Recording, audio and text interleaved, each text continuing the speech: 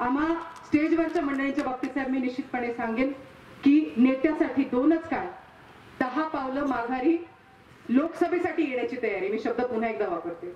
नेत्यासाठी लोकसभेसाठी दोनच काय 10 पावलं मागे येण्याची तयारी. सगळ्या विरोधकांना मी हात जोडून विनंती करेन, आपल्यामध्ये निश्चितपणे वैचारिक मतभेद असतील, आपल्यामध्ये निश्चितपणे हे वेदावे असतील, पण ज्या वेळेला कार्तिकी वारी येते, कुठलीही वारी येते, माघी वारी येते, एखादी दिंडी नाशिक कडून निघते, एखादी विदर्भातून येते, एखादी मराठवाड्यातून येते, एखादी आपल्या करमाळ्यासारख्या पश्चिम महाराष्ट्रातून जाते, मार्ग कुठलाही असला तरी असं तर काही नाही की कुणीतरी जाऊन बालाजीला जातो, कुणीतरी जाऊन शिर्डी साईबाबाला जातो. नाही, सगळे येऊन कुठं दर्शन घेतलं? पंढरपूरच्या विठोबाला. आमचा विठोबा इथे. त्या दिंड्या कुठूनही निघू द्या, दिंड्या कुठूनही निघू द्या, वाऱ्या कुठूनही निघू द्या, खांद्यावरचा झेंडा साहेब तुमचाच असणार आहे आणि याच विठ्ठलाच्या पायाशी आमच्या सगळ्यांचं डोकं असणार आहे साहेब. निश्चितपणे मी इथं ग्वाही देते. माझ्या विरोधकांना राजकीय दृष्ट्या मी आवर्जून सांगते की व्यक्तिगत जर माझ्याकडून काही नुकसान झालं असेल तर त्याची मी इथं जाहीरपणे माफी मागते, परंतु साहेबांसारख्या चांगल्या व्यक्तीला अवहेलनाचं पाप आम्हाला नजरेपुढे ठेवून करू नका.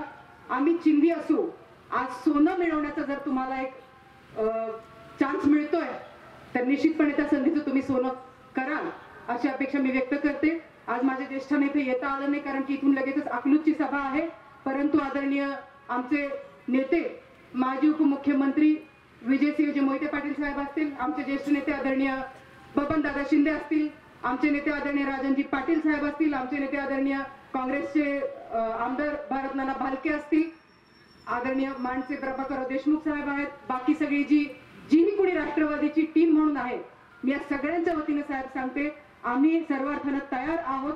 आपण संपूर्ण मतदारसंघ पिंजावा. आम्ही आमच्या मतदारसंघांकडे लक्ष देऊन जे चॅलेंज आता आम्हाला इथे दिलंय की मोदींसाठी गुजरात एकत्र होतो, साहेबांसाठी माढा मतदारसंघ एकत्र होऊ शकत नाही, ही वाईट गोष्ट आम्ही होऊ देणार नाही साहेब. निश्चितपणे प्रचंड मोठ्या मताधिक्याने आपल्याला निवडून आणल्याशिवाय आम्ही नक्कीच राहणार नाही हा शब्द आपल्याला देते. धनगर समाजाचं आरक्षण असो, मराठा समाजाचं आरक्षण असो, या बाबतीत फक्त आणि फक्त शब्द दिले गेले. दारात अडकवायचं, एकानं दुसऱ्यावरती कुलूप टाकायचं, ह्यानं त्याचा पाय मागं खेचायचा, त्याने याचा पाय मागं खेचायचा.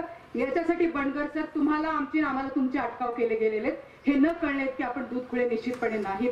ह्याच्यावरती निश्चितपणे येत्या काळामध्ये राष्ट्रवादी काँग्रेस काही ना काही आवाज उठवेल आणि तो आवाज उठवण्यासाठी या पार्टीमधील जबाबदार म्हणून आम्ही सुद्धा नेत्यांना तुमच्या सगळ्यांच्या वतीनं, माळी समाज असेल, धनगर समाज असेल, मराठा समाज असेल, मुस्लिम समाजाचा काही भाग असेल, आम्ही सुद्धा तुमच्या सगळ्यांच्या वतीनं हा आवाज उठवू. ही ग्वाही इथं देते. खरं म्हणजे वेळ खूप झालाय. फार वेळ घेतल्याबद्दल आपल्यापैकी प्रत्येकाची माफी मागून माझे 2 शब्द संपवते. धन्यवाद.